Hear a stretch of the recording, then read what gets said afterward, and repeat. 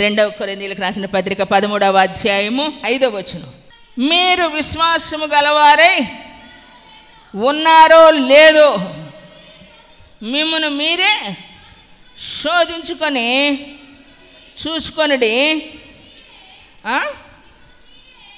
ఉండొక్క నిమిషం. మిమ్మును మీరే పరీక్షించుకొనుడి. మీరు భ్రష్టులు కాని యెడల యేసుక్రీస్తు మీలో ఉన్నాడని మిమ్మల్ని గురించి మీరే ఎరుగుదురు. కొట్టు చప్పట్ల గట్టిగా. మళ్ళీ చదువుతాను చూడండి. మీరు విశ్వాసము గలవారై ఉన్నారో లేదో మిమ్మల్ని మీరే శోధించుకొని చూసుకొనుడి. మిమ్మల్ని మీరే పరీక్షించుకొనుడి. మీరు భ్రష్టులు కాని యెడల యేసుక్రీస్తు మీలో ఉన్నాడు. మిమ్మల్ని గూర్చి మీరే ఎరుగరా. ఏమండి, ఎలా ఉండాలట? దేవుని కృపను మనం వ్యర్థపరుచుకోకుండా ఉండాలి, భ్రష్టులు కాకుండా ఉండాలి అంటే మనల్ని మనం పరీక్ష చేసుకోవాలి. ఏమండి, పరీక్ష చేసుకోవాలి. చదువేమా లేదా అన్నది తెలియాలంటే ఫైనల్ ఎగ్జామ్లో తెలిసిద్ది. సంపాదించుకున్న దానిలో లాభం వచ్చిందా లేదా అంటే మార్చిలో లెక్కలు చూసుకుంటే తెలిసిద్ది. మరి భక్తులంగా ఉన్నామా లేదా అని అంటే మన ప్రవర్తన చూసుకుంటే తెలిసిద్ది. కాబట్టి దేవుని సన్నిధిలో ఎవరికి వారే గుంపులుగా ఏమండి సమాజాలుగా కూడుకున్న కౌంటింగ్ రోజు ఎలక్షన్లప్పుడు ఏ పార్టీ గెలిచిందో తెలిసింది, మనుషులు ఎన్ని చెప్పుకున్నా. అయితే అలాగనే భక్తిలో ఉన్నామా, విశ్వాసంలో ఉన్నామా లేదా అనేటువంటి దాన్ని మీరే పరీక్షించుకొనుడి. ఏమండి, భ్రష్టులు కాకుండా చూసుకొనుడి. విశ్వాసంలో ఉన్నారో లేదో పరీక్షించుకొనుడి. హల్లెలూయా.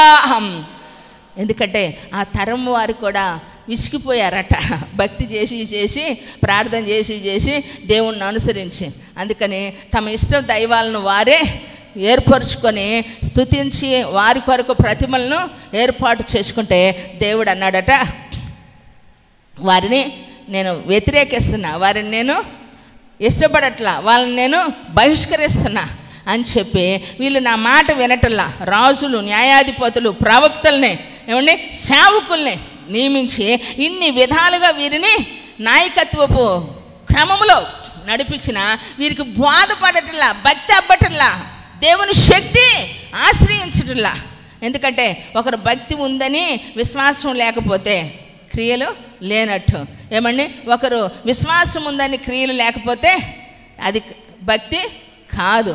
విశ్వాసంతో కూడిన క్రియలు ఉంటే మనలో భక్తి ఉన్నట్టు. వీరు ఇష్టం వచ్చినట్లు ప్రవర్తించేసరికి దేవుడు కోపం వచ్చి హోషేయను పిలిచి అంటున్నాడంట, హోషేయ నువ్వు వెళ్ళు, ఒక వ్యభిచారపు స్త్రీని నువ్వు పెళ్లి చేసుకొని ఆమె వల్ల కలిగిన సంతతి వీరిని ఏలుబడి చేసిద్ది, అప్పుడు వీళ్ళకి బుద్ధి వచ్చిద్దని చెప్పినప్పుడు మారు మాట మాట్లాడకుండా హోషేయ అంట ఒక వ్యభిచారి అయిన స్త్రీని పెళ్లి చేసుకుంటే ఆమెకు దేవుడు ఏమండి పుట్టిన కుమారుడి కంట హోషేయతో అన్నాడంట ఎజ్రాయేలు అని పెట్టమన్నాడంట.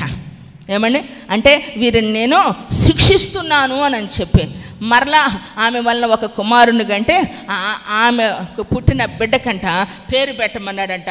ఏమిటనంటే లోరుహామా అని పెట్టమన్నాడంట. దాని అర్థం జాలి నొందనది. అంటే దేవుని ద్వారా వీళ్ళు జాలి నొందపడకుండా శిక్ష పొందుతున్నారంట, వేధించబడుతున్నారు, కష్టాన్ని అనుభవిస్తూ ఉన్నారు. అలాగే మరలా ఒక కుమారుడు కలిగాడంట, ఒక ప్రవక్త అండి. దేవుడి మాటకు లోబడి ఒక వేశ్యను చేసుకోమంటే చేసుకొని ఆమె సంతతిని ఏలుబడి చేస్తే వీరికి బుద్ధి వచ్చింది.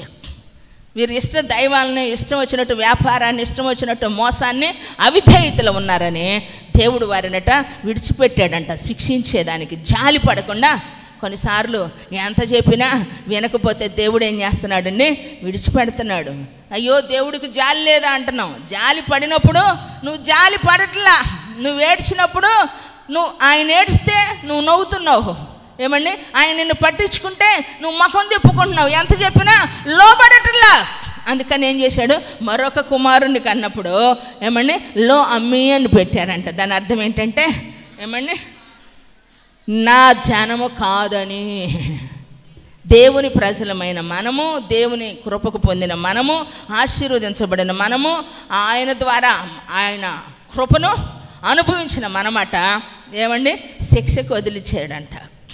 నా జనం కాదని చెప్తున్నాడు, జాలి నొందనని చెప్తున్నాడు. కారణం ఇశ్రాయేలు మీరు నావారు అనేటట్లు చేస్తాడు దేవుడు. కొన్నిసార్లు దేవుడు ఎందుకు ఇడిచిపెడుతున్నాడంటే దాన్ని గ్రహించాలి. అందుకే మనం గ్రహించాలి. కఠినముగా ఆయన శిక్షించినా మరలా ఏం చేస్తాడట, ఏమండి, గొప్ప వాత్సల్యముతో సమకూరుస్తాడట. ఈ ప్రాణం మనలో ఉన్నంత వరకు మన ప్రవర్తన మార్పు కొరకు దేవుడు మనల్ని ఏం చేస్తాడు తెలుసా, ఆశపడతాడు, ఎదురు చూస్తాడు, మార్పు కొరకు ఆశ చూస్తాడు. ఎప్పుడైతే ప్రజలు అరే మనం దేవుని మాట వినకుండా ఇష్టానుసారంగా ప్రవర్తించామని చెప్పి మరలా ఏం చేశారు తెలుసా, ఏదైతే దేవుడు అసహించుకున్నాడో, ఏ వ్యక్తి ద్వారా జనమును కనుటకు దేవుడు గోమోరుని చేసుకోమని చెప్పాడో, ఆమె మరలా లోకములో తన ఇష్టానికి నీచానికి తన శరీరాన్ని నమ్ముకొని వ్యాపారంగా తన జీవితాన్ని మార్చుకుంటే మరలా వారేం చేశారు తెలుసా, అమ్ముడు పోయేదానికి, ఆమెను వేలం పాటేసేదానికి ఆ అధ్యాయం మొత్తంలో ఉంటుంది ప్రియులారా. అలా ఆయన మరలా హోషేయ కంటే నువ్వు వెళ్ళామని వెల ఇచ్చి తీసుకురా అంటాడు. ఏమండి, తీసుకొచ్చి మరలా ఆయన దానిగా ఉంచుకున్నాడు, కానీ ఆయనతో కలిసి బ్రతికేదానికి ఆమెతో ఉండలేదు.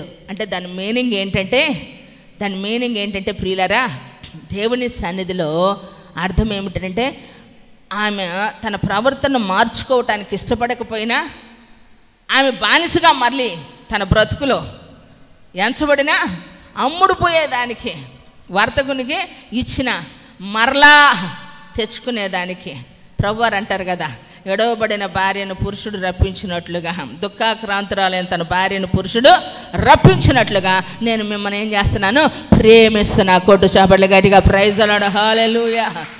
ఎంత గొప్ప ప్రేమ చూడండి. ఎందుకంటే ఆయన నిన్ను మరలా ఆయన నువ్వు ఇష్టపడితే, నువ్వు మార్చుకుంటే, నువ్వు వింటే, ఆ కృపలో నిలిచి ఉండటానికి నీ మనసు మారితే మరలా నిన్ను ఆయన జనముగా చేసుకుంటాడట, ఆయన బిడ్డగా చేసుకుంటాడు, ఆయన హక్కుదారులుగా ఉంటారు, ఆయన వారసులుగా ఉంటారు. నా ప్రియ దేవుని సంగమా, అందుకే దేవుని కృపను మీరు వ్యర్థపరుచుకోవద్దని దేవుడు బ్రతిమాలి ఆయన తోడి పనివారముగా మేము మీకేం చేస్తున్నాము, బ్రతిమాలుచున్నామని దేవుని లేఖనాలు సెలవిస్తున్నాయండి. దేవుని సన్నిధిలో ఉన్నటువంటి మన జీవితంలో ఆయన కృపను వ్యర్థపరుచుకోదు. మనకి ఏది కావాలన్నా యేసయ్య పాదాలు పట్టుకుందామండి, ప్రభు మనకి ఇస్తారు. ఆయన అనుకూల సమయం అందంట కావలసిన సహాయాన్ని దేవుడు మనకు అద్భుతంగా చేస్తాడు. అంతేకాని దేవుని సన్నిధిలో మనము వేరుగా చూడాల్సిన అవసరం, దిక్కులు చూడాల్సిన అవసరం, వేరు మార్గాలు చూడాల్సిన అవసరము లేదు ప్రియులారా. ఉచితమైన దేవుని కృపకు పాత్రులుగా ఎంచిన మనల్ని ఆ కృపలో నిలిచి ఉందాము. దేవుడు నిన్ను, నీ కుటుంబాన్ని, నీ వ్యక్తిగత జీవితాన్ని, ఆత్మీయ జీవితాన్ని వృద్ధి పొందించును గాక.